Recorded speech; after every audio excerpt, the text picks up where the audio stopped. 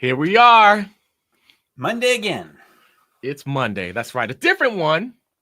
A special Monday. Because it's They're special. all special. That's right. That's right. Another edition of Get Found. And be seen. That's right. That is right. It's great to be back, Monty. Always great to be back. Because the alternative... No, let's not think about that. Great to be back. Yeah, I'm good. I don't want to think about that. And today, we're talking about the intersection of ideal clients and personal presence. Yeah, I like that. I do too. That happens to be one of my favorites.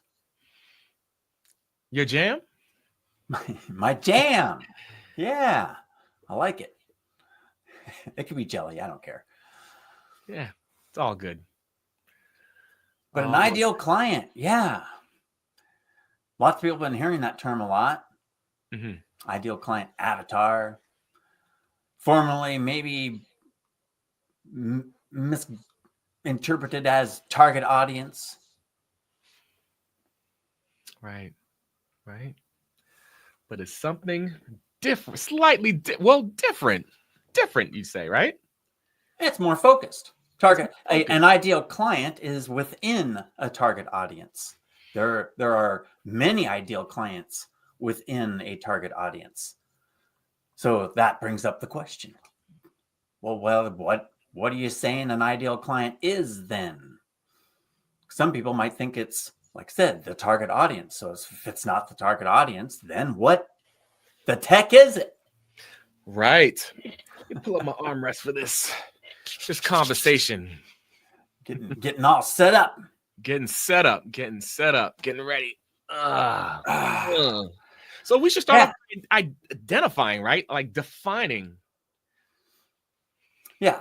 It'd be handy to know what is meant to. So how can you have several in said target audience? Because the ideal client is a person. Right. Ooh, let me back up again and say that all over again. An ideal client is a person, not a set of data points. That's the key. That is the key. That's why you have many of them, because if you try and get all the different data points that different people have and you cram them together, you have a bunch of data points. You don't have a person. Right. So that's the definition of an ideal client. It's a person. Now, it's a specific person though, because an ideal client has qualities that make them the ideal client.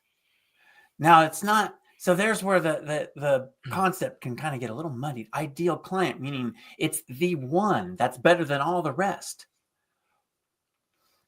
Perhaps the wording would be better if it was altered to an ideal client avatar.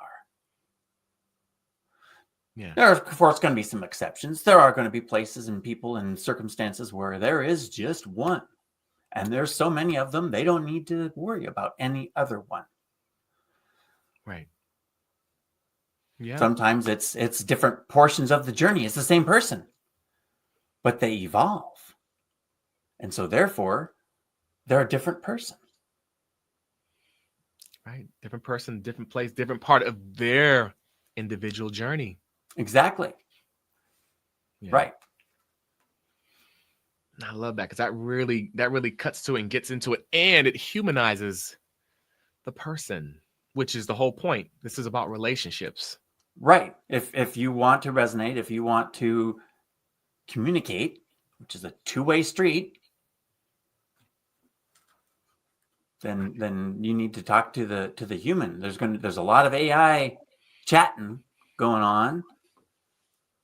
And not that necessarily it's bad in the right circumstances.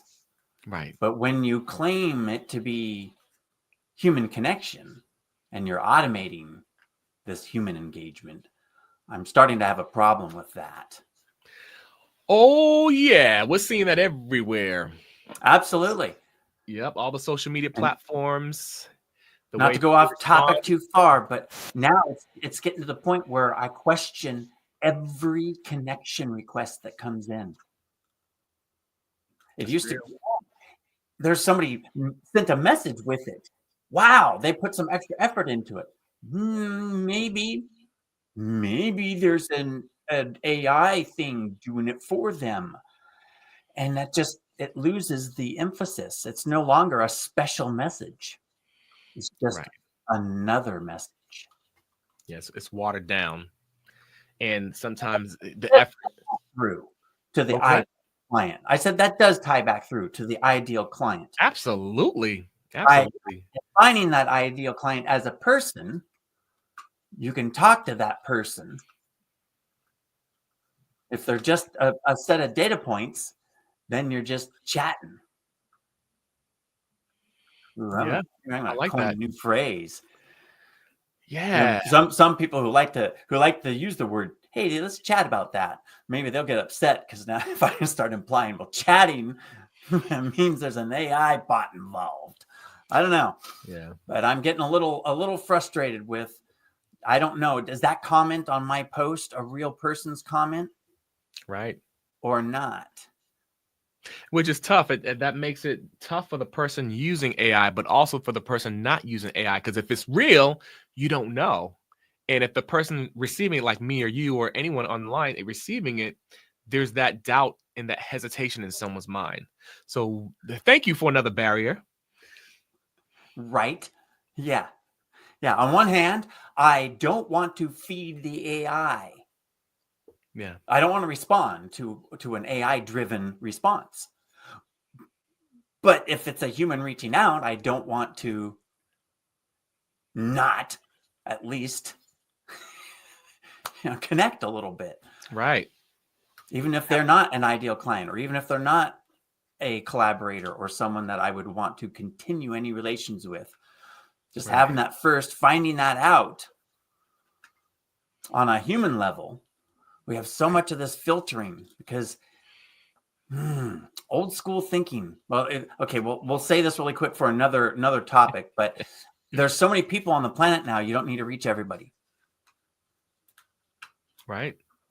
So an ideal client is start reaching people on a deeper level. This is for the introverts. We love this. Let's connect with people a little bit more. I'd rather go to a convention and walk away with 3 people's contacts that I really, really connected with and feel like we got some kind of connection. Let's be redundant. Rather than have 100 people's phone numbers and barely remember who they are. Right. And not be personable.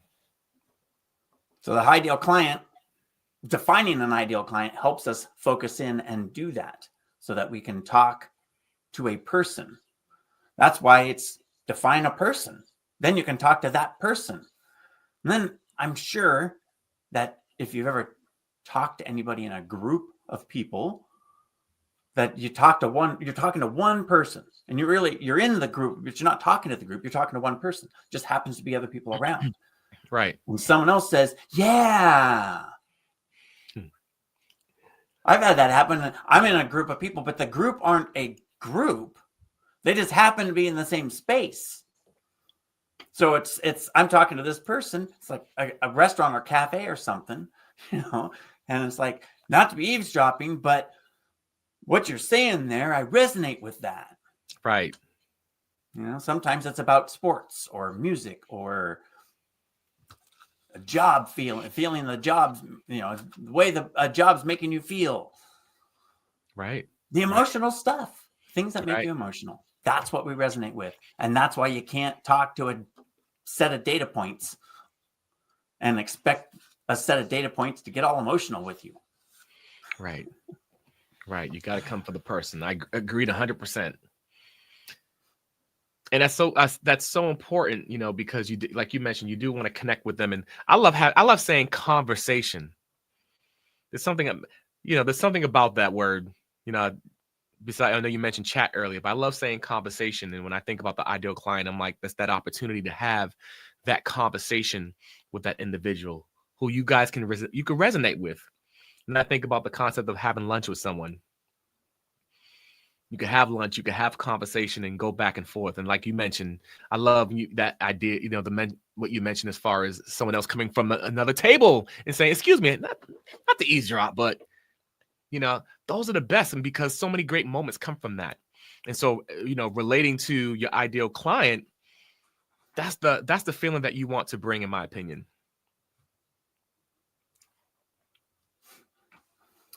Yes. And trying to segue into the next portion of that, because it's still data driven, right, so to speak, because you're trying to figure out certain things about the person, but they're not just a set of data points, and they're not just a whole bunch of them that are churned up by AI, so to speak. Right. That's where possibly this is a great tactic, actually, is singling out an actual human and saying, I was talking with so-and-so the other day, and boy, if I could find another 10 or 20 or 100 people that are just like that person, boy, my life would be so much easier. Right. Guess what? That is an ideal client. Maybe the ideal client, but at least an ideal client. And so you could go to that person and you could just ask them specific questions, and you could really, really define what motivates them, especially if you've already had a relationship with them and you've helped them go from one step to another. Now you can have the, how did you feel before? How do you feel now? And really pinpoint in what it is that was important. Because when they tell you, this is what I feel now, that's the tie together with where someone's at and where they would like to go to. Right. And what I also love about the whole concept of the ideal client is because I think about a friend, and with, and I've been hearing a lot about this too from different people like Myron Golden, and really being in the position, in that mindset of serving people, not just serving people, but being obsessed about serving people. But for me, that translates into really caring about that individual. And so so you can serve them better. And I think about this for you, Monty, too. You're really good with this too. You're constantly thinking about someone. You have that person's name on the tip of your tongue and talking about what they need and how you can serve them and what you're working on to help them. So understanding the ideal client, it really sets you up for success to be able to be on that journey with that individual or that ideal client. And so that's powerful, because for me, that wasn't my mindset 2 or 3 years ago, though. Same. But it's so much more easier now. Yep. It takes a little practice, as with many things. It takes practice. It takes practice. And it is data, so it takes time to collect and takes time to analyze and find the patterns, because everybody's different. Not only are all the different clients different, but all of the entrepreneurs that are serving the clients are different. And so therefore, they're just human connections are all different. There's no cookie cutter. There's no, let me just set this up and then everybody can just run through this gauntlet and everybody will be my friend. Right. And that's the challenge, though, because I love what you said. It's not cookie cutter. And that's a challenge for the marketing side of us, right? Because the temptation is to want it to be cookie cutter, to want it to be systematized in a way where it ends up being cookie cutter. We have to watch out for that. Sure, it is true. It's mesmerizing, and we're struck by the romance of this right now, because things are changing so quickly that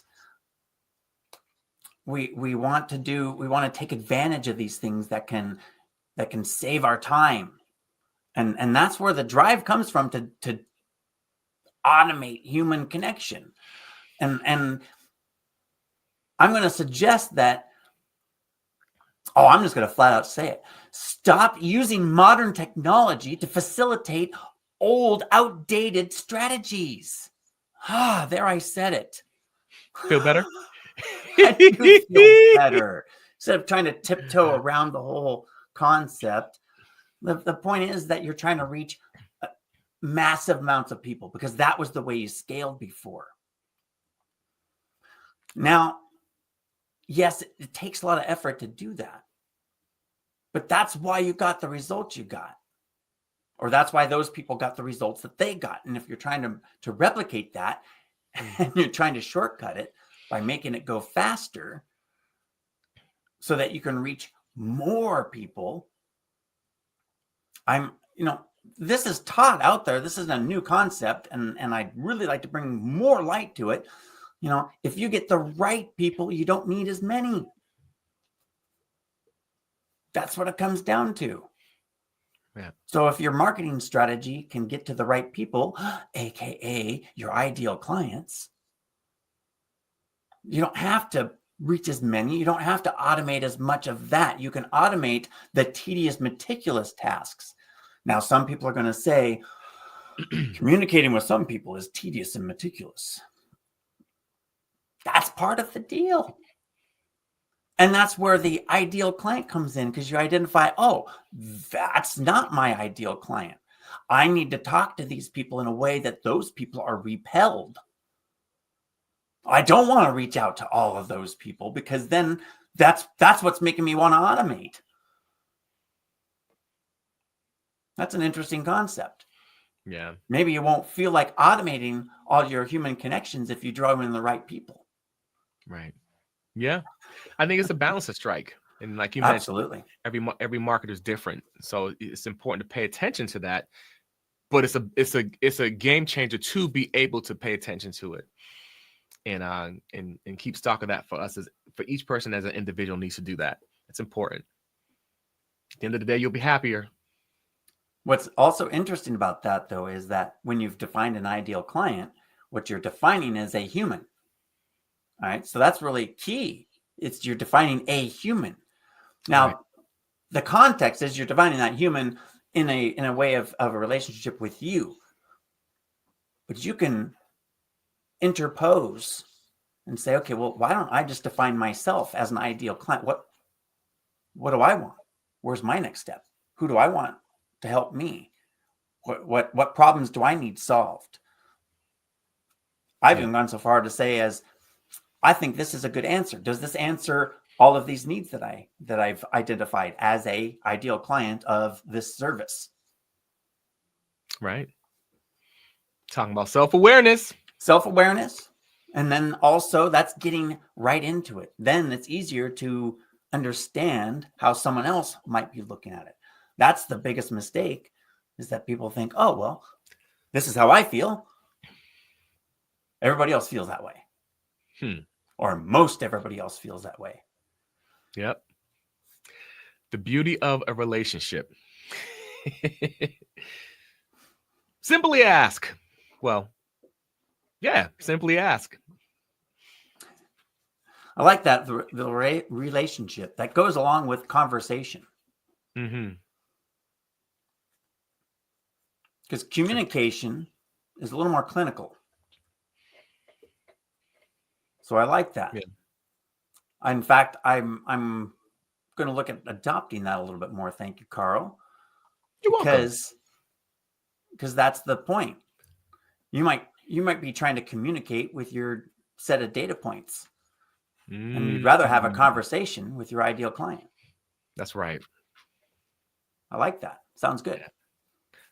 Conversations are more natural because it's what we do every day as people.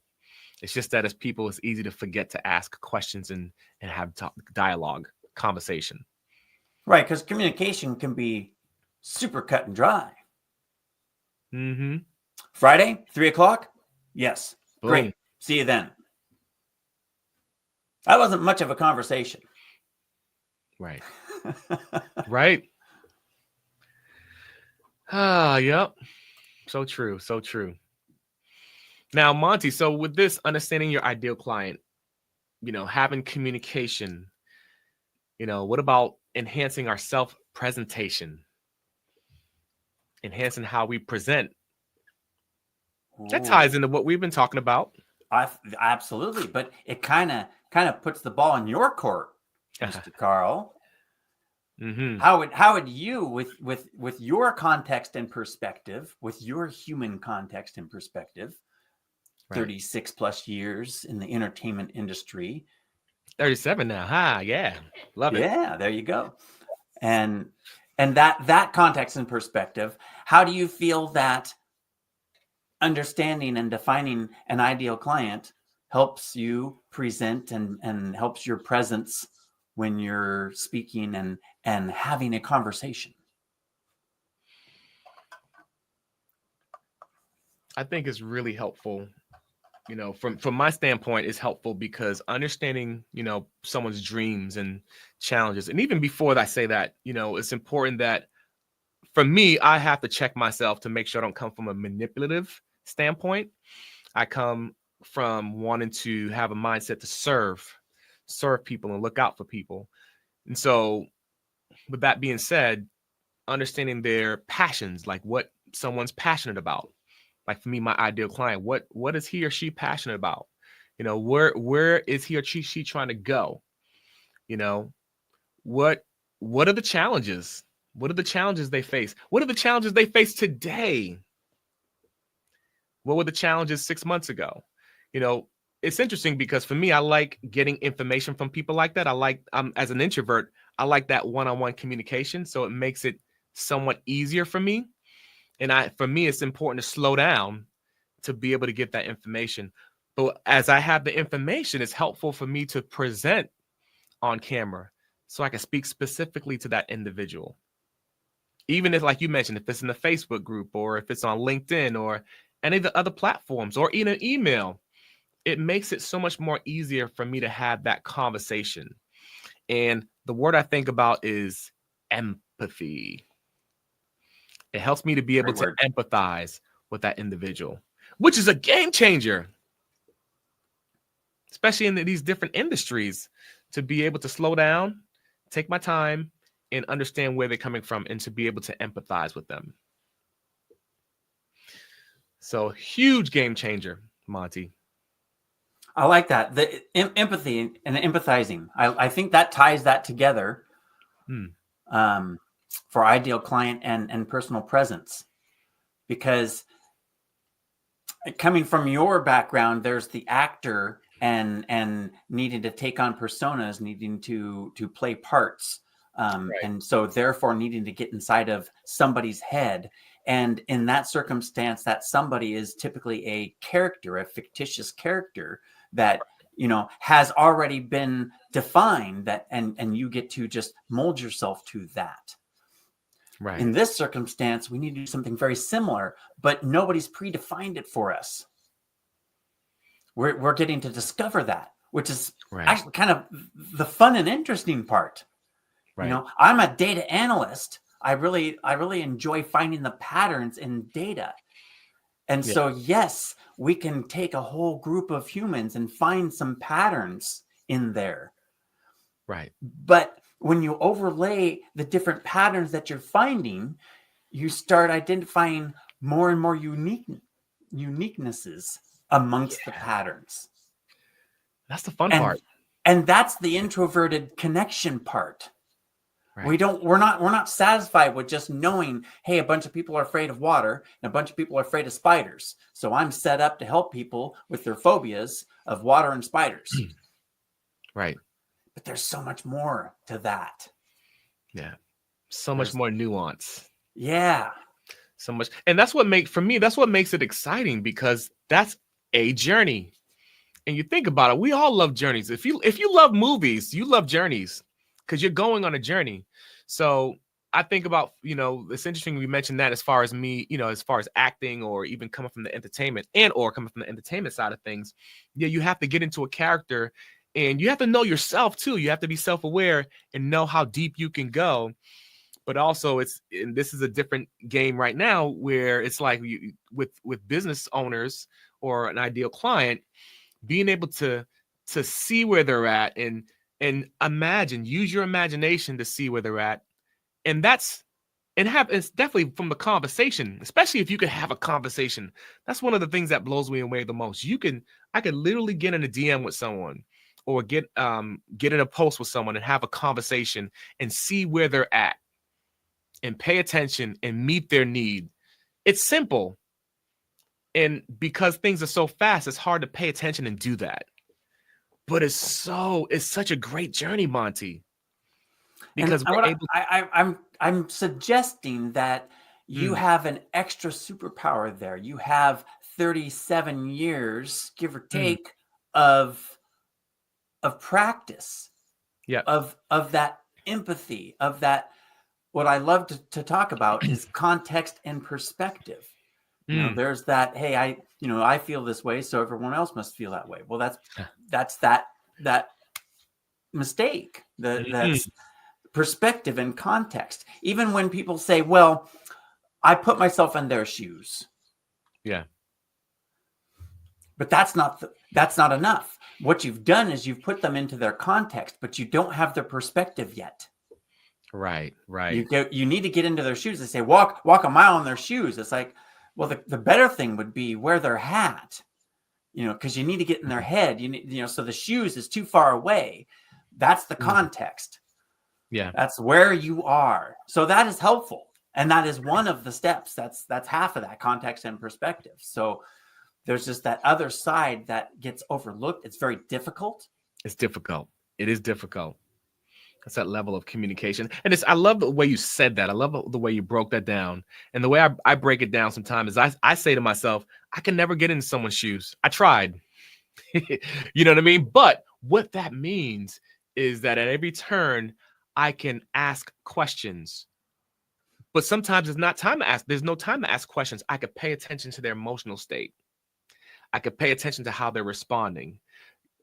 You know what I mean? So it's like it's like a back and forth dialogue, sometimes without us having the time to speak. That's a reality. But we're already on that journey to have that dialogue. That makes sense? Right. I'm getting excited talking about this, man, because it's so. And also, as far as this, you mentioned the 37 years of being in the entertainment industry. It's absolutely important. That journey has helped me to pay attention to the fact that, okay, as an introvert, on an emotional level, I could make that connection as well. That makes me start to ask questions and stop and slow down and pay attention to where the person's at. Does that make sense? That's been super helpful for me. So, yeah. Oh my gosh. Yeah. This conversation fires me up, man. Yeah, like I said, it's my cup of tea. Really get that context and perspective. That's how my business thrived before I understood all these things. Now I can go back and look at my business and why it thrived and find those patterns and say, oh, that is why that thing that I did worked so well. Now I can take the concept and be mindful and intentful and capitalize on it. Yeah. That's great, man. That's good stuff right there. Because that's what's great about that, you were talking about, it's that deeper connection. Monetary is one thing, and the deeper connection. So all this experience that I'm looking at through this historical journey is I was just doing it emotionally. I was just doing it because I was in the right context and perspective. And I was getting what I liked, what I called is the yes moment. When I solved a problem for someone and they were so overjoyed that they actually gave me a fist bump.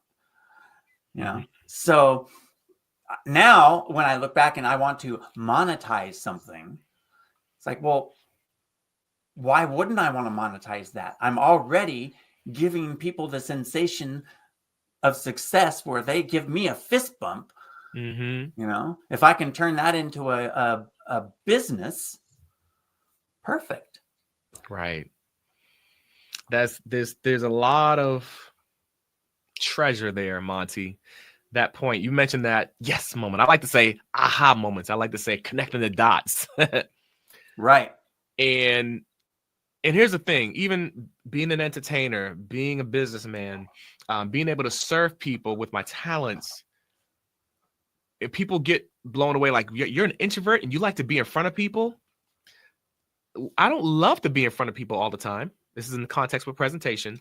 I don't love to be in front of people all the time. Sometimes I don't even like to be in front of people, but I'm obsessed with helping them connect the dots.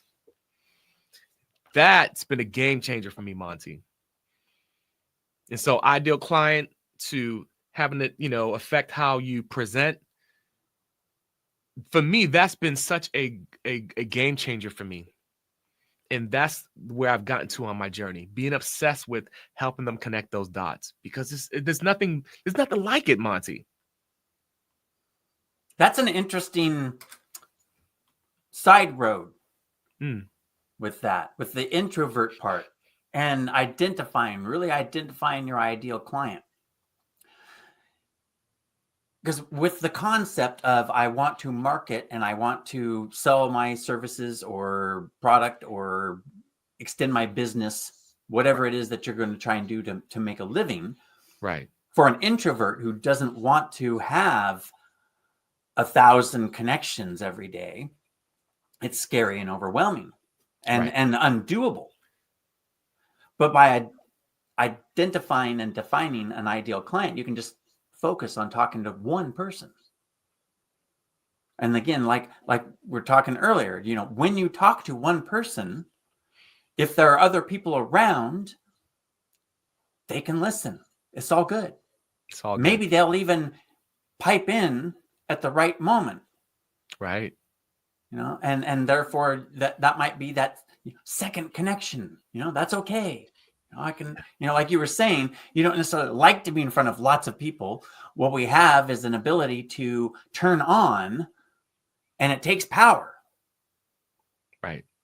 And so introverts tend to want to recharge so that they can do that when they want to, and be able to recharge so that when they have to, they can. Right. But that's the power. We're not, as introverts, we're not at a deficit. It's a different context and perspective. Yeah. Different context and perspective. Right. 100%. Yep. They go in hand. Hand in hand. And being self-aware of that is part of the battle. Part of the game. That segues in. That's how you're going to improve yourself. Right. Right. Improving self. And, and that's where we're going next. Improving our interactions. Yeah. Ooh, I had a few people ask me, how do you engage with people when you're networking? And that's a great question. And sometimes it's a tough question because I can share from my perspective, but I know the person was trying to get help in how to engage. And so it's a hard one because it depends on the context, where you're at on camera. Where both sides are at. Yeah, where both sides are at. On camera, on stage, in a room where you're just networking with people after an event or before an event. Well, there's where I was meaning more along where you're at is where you're at in headspace. Before an event, during a break at an event, after an event. Those are just three of many different headspaces. Right. How open someone is to receive a message. Right. That's a whole episode right there.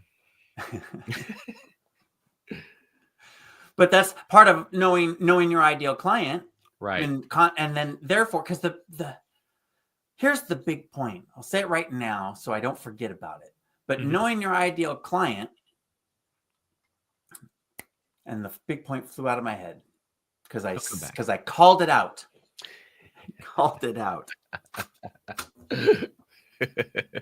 It'll come back.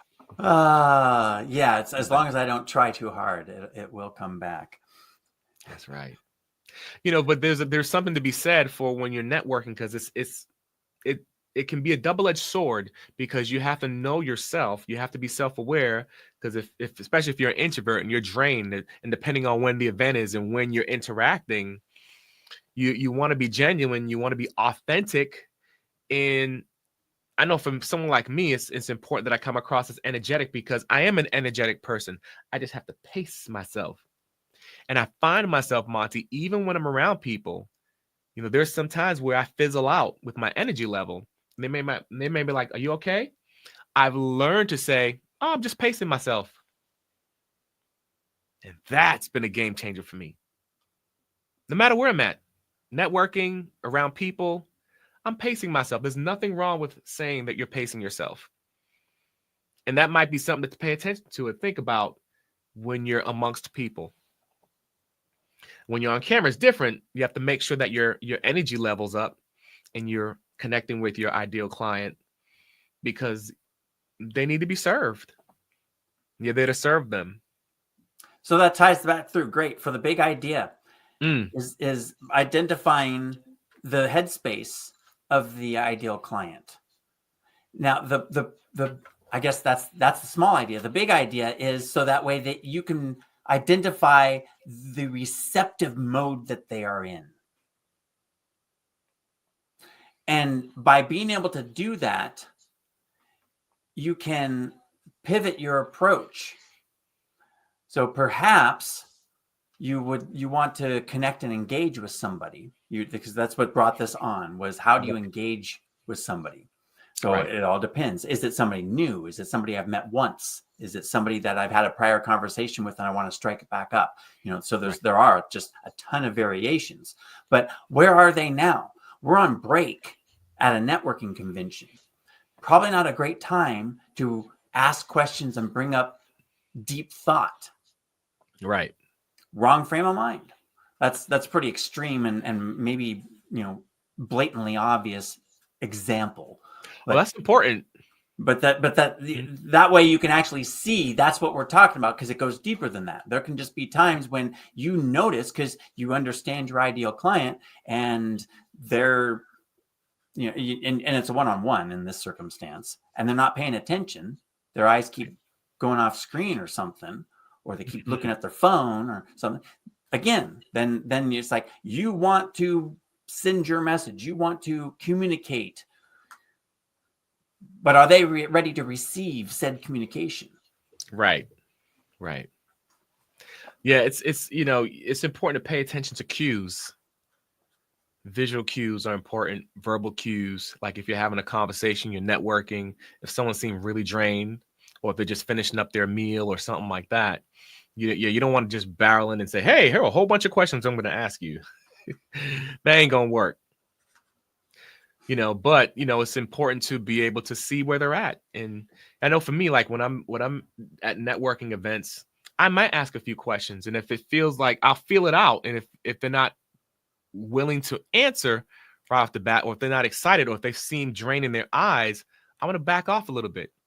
If I'm finishing a speaking event, I might be like, "Hey, do you have?" What I like to do is ask, "Do you have any questions for me when I'm presenting, or if I'm sharing, or if I'm training?" I like to say, "Do you have any questions?" I like that because it draws them out. And if they don't have questions, all good. But I gave them that opportunity. But that came from my energy.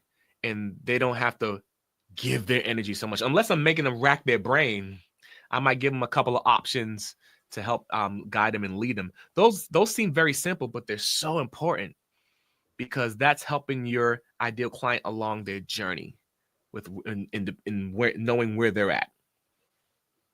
Well, and then you can also be a little selfish and say that's going to help you in your communication and your conversations, and then therefore your confidence. Coming back to person asking you, "Hey, I'm struggling with the confidence, and how do you engage right with a variety of different people?" And right that's what's great about that, in a variety of different ways. right There's that no one way that works for every situation and every person. And that's yeah where needing to understand those, needing to be self-aware and needing to be ideal client aware. Ooh, I like that. Ooh. As we say, bars. Those are some bars. Not candy bars, but rap bars. Yeah, that's wow. Yeah, dude. That might just be the keep it simple Mm-hmm. right there. Summing all that up is being your ideal client aware. That's the summary of context and perspective. You just need to Yes, be aware of them. absolutely. Being aware. And I'd add in there that self-awareness as well, because they go hand in hand. Right. And that ties back to what I was talking about earlier, too. If you have a way of defining an ideal client, if you define yourself in the same way, that's pretty self-aware. That's Mm-hmm. another level of self-awareness right there. It's another level. Another level. I got nothing else to add to that, Monty. That's dead on. Yeah, that's what I was thinking. That was a good wrap it up point there. Nice. Love it. Good stuff, Monty. Good stuff. So, Monty, so if people are wondering, how do I start? How do I start my path with this ideal client stuff? I'm busy. I'm knee deep in doing work, but I understand I need to understand this ideal client concept. Where can they go to find out more about it? Well, I have started a Facebook group where I'm doing more of this, talking about it, and where people can ask questions. And you can easily navigate there with facebook.copyandcontentsecrets.com, because the ideal client is one of many secrets in creating engaging copy and content. Love it. Solid. And on that other side, with that presence and confidence and having conversations and engaging with their audience. If someone is wanting some tips and advice or more knowledge on how they can do those things, where could they go? CarlEileen.com. Carl Eileen will help you enhance your presence. And All things Carl. All things Carl. All things Carl. Boom. So it's been good, Monty. Until next week. Have a wonderful week. Have a wonderful week. Talk to you soon. See ya.